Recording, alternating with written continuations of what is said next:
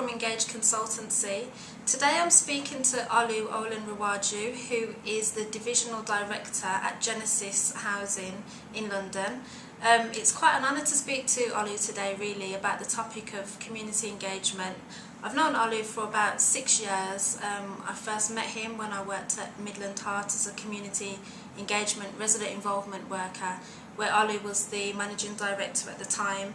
And I must say he was very influential and encouraged me at the time when I had a lot of passion but no plan, and basically gave me a lot of opportunities and openings at the time. So I'm very grateful and privileged really to speak to Olu today and hear his views on community engagement. Hi Olu, how are you? I'm fine, thank you, Melissa. Great. Okay, I'll start by asking you, Olu, what does community engagement mean to you? Okay. Community engagement means to me the opportunity for communities to influence, to get their views taken on board by organizations. And obviously, the reality is that companies like ours operate in areas of diverse communities, and the activities and the things we do requires us to, the products we deliver have to meet the needs of the various communities we operate, and we need to understand those needs and make sure that the services we provide, the products we build, the things we do address the needs of those communities. And if we don't understand it, then the things we do will not be fit for purpose. Right. Okay. So leading on from that, what value do you feel effective community engagement brings, not only to the organisation but also to the stakeholders and residents?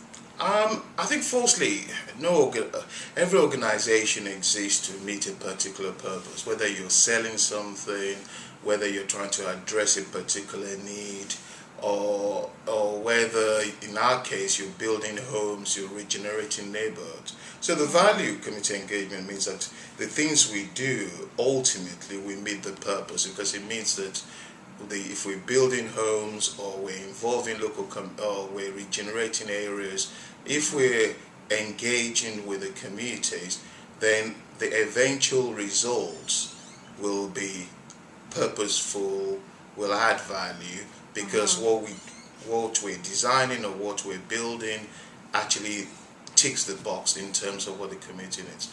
Then secondly, from a sort of corporate social responsibility perspective, it means ultimately that the people that in those communities will have a positive view about our organization. Our reputation will be enhanced because we'll be seen as an organization that is aligned with the requirements of the community. Right. Okay.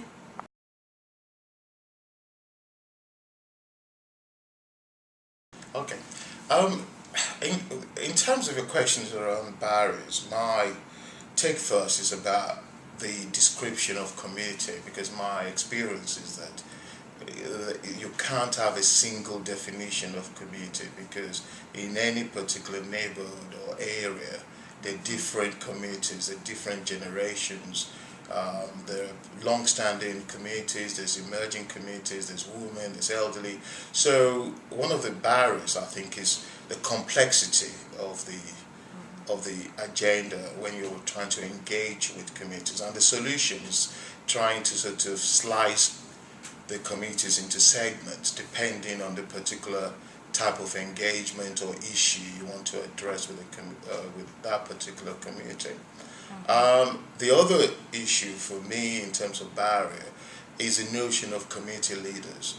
My experience has been that organization, because it's simpler to engage with so-called communities by just talking to so-called leaders of those communities. And my sense is that that's an overstated term. There might be, at a particular point in time, an individual that shows particular interest in the needs of their communities, but the notion that they totally represent their communities, I think, is a false one. So whilst that could be an entry point to engagement, I think companies and organizations need to understand that those representatives are, by definition, have their own particular agenda, have their own particular interest, and they cannot speak totally for the rest of the communities.